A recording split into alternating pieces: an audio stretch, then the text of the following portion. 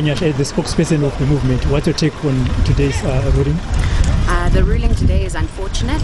The magistrate has seen that the state has enough to build a case. While we are not happy, we are not disheartened. We believe that Pastor Ivan has committed no crime. All he has encouraged citizens to do is to fight against corruption, injustice and poverty.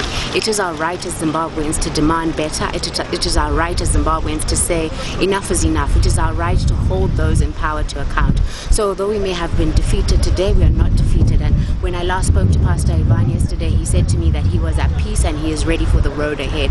So we continue to pray for him. We continue to stand in solidarity with him, and we pray that other Zimbabweans see the injustice of the system. If a man can be arrested for returning home to his home country, what could happen to you? So we urge people to continue to support and to pray for Pastor Ivan and all those who remain taken by the system that doesn't want to see people speak out for their freedom. But what you take last time when Pastor was in court, there was a multitude of people that were here to support him. But today, the courtyard was empty. When Pastor came back, he didn't come back to a fuss, he came back in silence. That is the way he wanted to return. He wanted to have the opportunity to return to his home in peace, and he wanted to be able to rebuild his life here in Zimbabwe.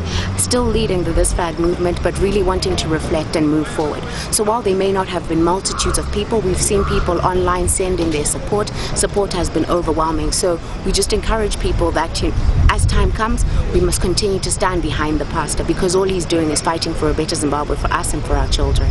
But we have seen the pastor is scaled down, or he's not been tweeting for a very long time like the last time that he was doing. What might be going on with him? The pastor had taken time to prioritize his family. As you might know, his wife has had a new child.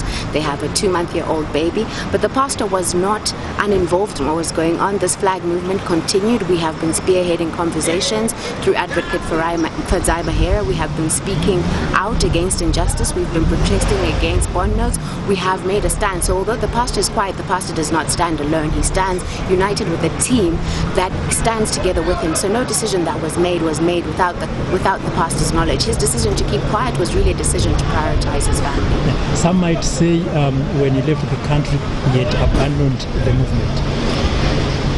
A man must put his family first, and I think we can all in some ways respect that. He had to take time to really lead his family before he can lead a people.